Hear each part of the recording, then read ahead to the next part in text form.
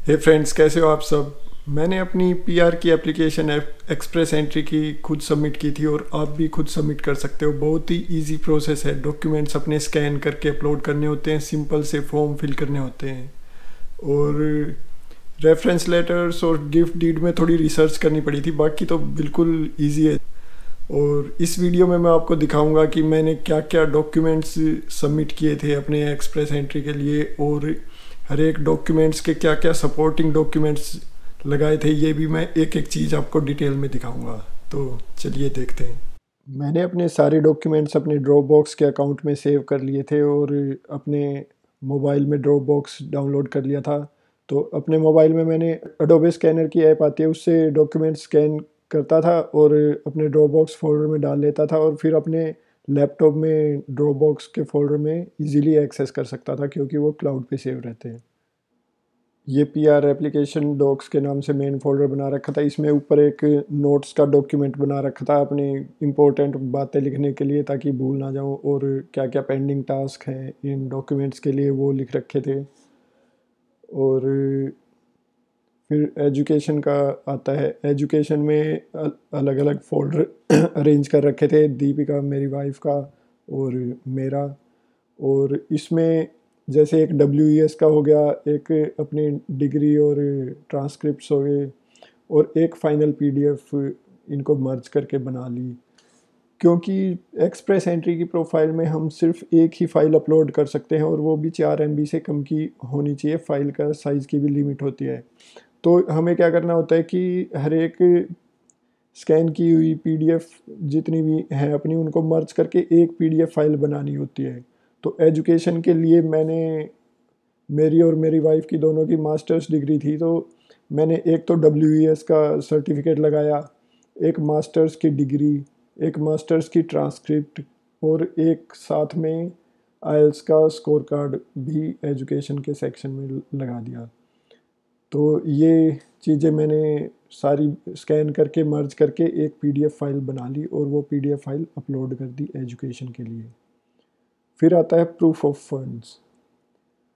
Proof of fund में आपको चाहिए होती है बैंक लेटर और लास्ट 6 मंथ की बैंक स्टेटमेंट। ये तो रिक्वायर्ड होती है, मतलब ये तो देनी देनी होती है। और अगर आपके फंड्स 6 महीने से पुराने हैं, जितने भी रिक्वायरमेंट है फंड्स की, वो आपकी उनकी वेबसाइट पे चेक कर सकते हो कितनी रिक्वायर्ड है। तो वो अगर आपके 6 महीने से पुराने हैं, फिर तो आपको ये दो चीज़ों से काम चल जाएगा। लेकिन अब अगर आपके फंड्स 6 महीने से पुराने नहीं है, आपने रिसेंटली ही अपने पेरेंट्स से या किसी से फंड्स लेके ऐड किए हैं उसमें, तो आपको गिफ्ट डीड और एफिडेविट बनवाना पड़ेगा। आप अपने पेरेंट्स से, ब्रदर सिस्टर से फंड्स ट्रांसफ़र कर सकते हैं। मेरे केस में मेरे पेरेंट्स ने फ़ंड ट्रांसफ़र कर दिए थे अपने अकाउंट से मेरे अकाउंट में, और गिफ्ट डीड और गिफ्ट एफिडेविट बनाकर मुझे दे दिए थे। और CIC पेरेंट्स के अकाउंट में कैसे पैसे आए इसका प्रूफ नहीं मांगते। इसमें ये 4 चीज़ें लगाई: bank letter, gift deed, gift affidavit और लास्ट 6 मंथ्स की बैंक स्टेटमेंट। गिफ्ट डीड के लिए एक मैं अगली वीडियो बनाऊंगा, उसमें पूरी डिटेल से क्या सैंपल आपको पूरा दिखा दूंगा, क्या क्या इसमें लिखनी होती है और क्या क्या क्या मैंने लिखा है, बिल्कुल अच्छे से आपको समझा दूंगा। ये भी ज़रूरी है कि अगर आपका कोई लोन वगैरह है तो उतना ही आपको एक्स्ट्रा दिखाना चाहिए इसके लिए। इसके बाद आता है मेडिकल। मेडिकल तो बिल्कुल सिंपल सा प्रोसेस है। जैसे आप मेडिकल के लिए जो उनकी लिस्ट होती है एक, उसमें से किसी एक डॉक्टर के पास जाना होता है।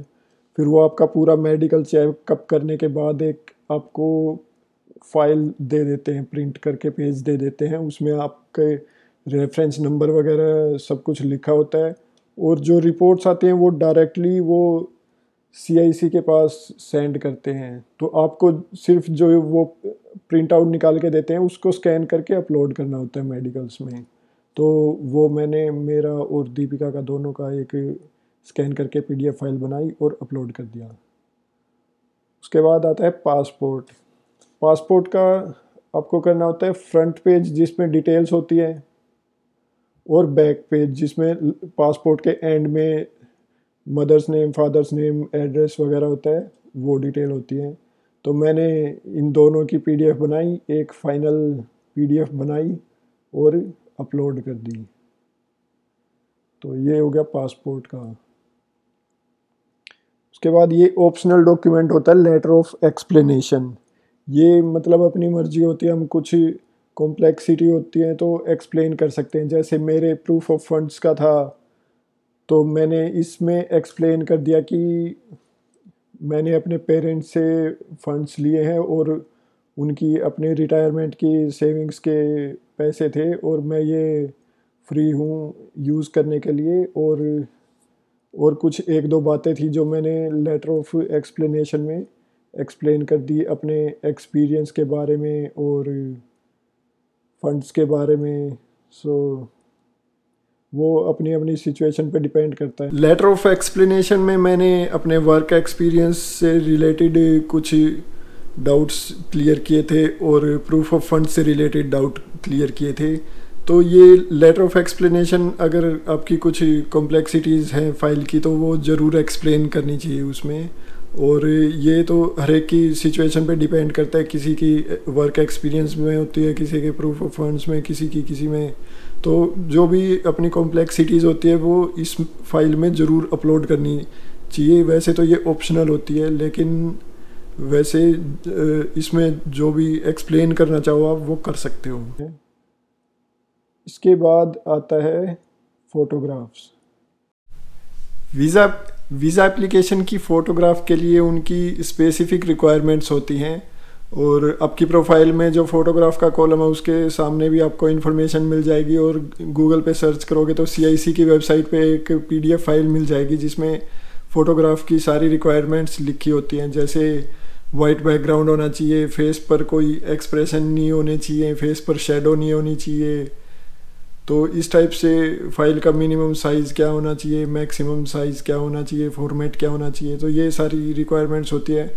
वो PDF फाइल आप फोटोग्राफर को ले जाके दे सकते हो और वो उस हिसाब से आपकी फ़ोटो क्लिक कर देगा। और उनसे सॉफ्ट कॉपी और हार्ड कॉपी दोनों ले सकते हो। हार्ड कॉपी के पीछे स्टैंप ज़रूर लगवा लेना, क्योंकि बायोमेट्रिक्स के टाइम जो पासपोर्ट सबमिट करते हैं तब वो सबमिट करनी होती है अपनी फ़ोटोग्राफ, तो उसके पीछे स्टैंप की उनकी रिक्वायरमेंट होती है। और जो सॉफ्ट कॉपी होती है वो अपनी प्रोफाइल में अपलोड करनी होती है। तो फ़ोटोग्राफ का भी काफ़ी इजी प्रोसेस है। इसके बाद आता है वर्क एक्सपीरियंस। मेरा 2 कंपनी से वर्क एक्सपीरियंस था, क्रिएटर जोन और code brew labs. Work experience के लिए वो रेफरेंस लेटर्स मांगते हैं कंपनी से और रेफरेंस लेटर्स के साथ आप सपोर्टिंग डॉक्यूमेंट्स अटैच कर सकते हो और करने भी चाहिए, क्योंकि फिर उन्हें यकीन हो जाता है कि हाँ इसका वर्क एक्सपीरियंस जेन्युइन है और वो कोई वेरिफिकेशन नहीं करते। मेरे केस में वर्क एक्सपीरियंस से रिलेटेड कोई वेरिफिकेशन नहीं हुई थी। और जैसे क्रिएटर जोन के लिए मैंने रेफरेंस लेटर लगाया था, विजिटिंग कार्ड लगाया था अपने बॉस का और रिलीविंग लेटर और 6 मंथ की बैंक स्टेटमेंट की मेरी सैलरी अकाउंट में आती थी। कोड ब्रू लैब्स के लिए भी मैंने रेफरेंस लेटर लगाया था, जॉइनिंग लेटर, अप्रेजल लेटर और लास्ट 6 मंथ की बैंक स्टेटमेंट।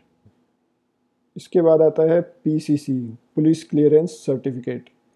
इसका ये पासपोर्ट ऑफिस में एक सिंपल सा प्रोसेस होता है अप्लाई करने का। आप ऑनलाइन अप्लाई कर सकते हो। ऑनलाइन अप्लाई करने के बाद अपॉइंटमेंट बुक करना होता है और उस अपॉइंटमेंट डेट और टाइम पर पासपोर्ट ऑफिस जाके डॉक्यूमेंट्स सबमिट करने होते हैं और फ़ोटो होती है। उसके बाद कुछ हफ्ते एक में PCC आपके घर पहुंच जाती है। एक पेज होता है और उसे स्कैन करके फिर आपको अपलोड करना होता है। इसके बाद होता है मैरिज सर्टिफिकेट। ये सिंपल जो एक मैरिज सर्टिफिकेट मैरिज रजिस्टर करवाई तब मिल गया था, उसको स्कैन करके अपलोड कर दिया। तो ये थे डॉक्यूमेंट्स और इनको ऐसे अरेंज करना बहुत बढ़िया रहेगा आपके लिए भी। और इनके नेमिंग ऐसे करनी जो वीज़ा ऑफिसर्स होंगे उनके लिए भी बहुत इजी रहेगा ये चीज़ और आपके लिए भी बहुत इजी रहेगा। तो ऐसे नेमिंग वगैरह करके फोल्डर्स बना के इन्हें अरेंज करके रखना चाहिए। जैसे कोई फाइल में 4-5 चीज़ें ऐड हो जाती है तो उनके लिए पहले फर्स्ट पेज पे एक इंडेक्स का पेज बनाना चाहिए जिसमें आप एक्सप्लेन कर सको कि मैंने इसमें क्या क्या सपोर्टिंग डॉक्यूमेंट्स, क्या क्या मेन डॉक्यूमेंट्स लगाए हैं। तो इससे जो आपका केस ऑफिसर होगा उसके लिए बहुत इजी हो जाएगा और वो आपकी फ़ाइल जल्दी प्रोसेस कर देगा और कुछ इम्प्रेस होगा। तो ये थी लिस्ट ऑफ डॉक्यूमेंट्स जो मैंने एक्सप्रेस एंट्री में पीआर के लिए लगाए थे, और साथ में सपोर्टिंग डॉक्यूमेंट्स बताए मैंने कि हर एक सेक्शन में मैंने क्या क्या सपोर्टिंग डॉक्यूमेंट्स लगाए थे, और हर एक डॉक्यूमेंट को डिटेल में मैं आगे की वीडियोस में दिखाऊंगा। तो प्लीज़ चैनल को सब्सक्राइब कर लीजिए, और अगर ये वीडियो आपको पसंद आई, आपके काम आई, तो प्लीज़ लाइक कर दीजिए और शेयर कर दीजिएगा। Thank you very much, thanks for watching, take care, good bye.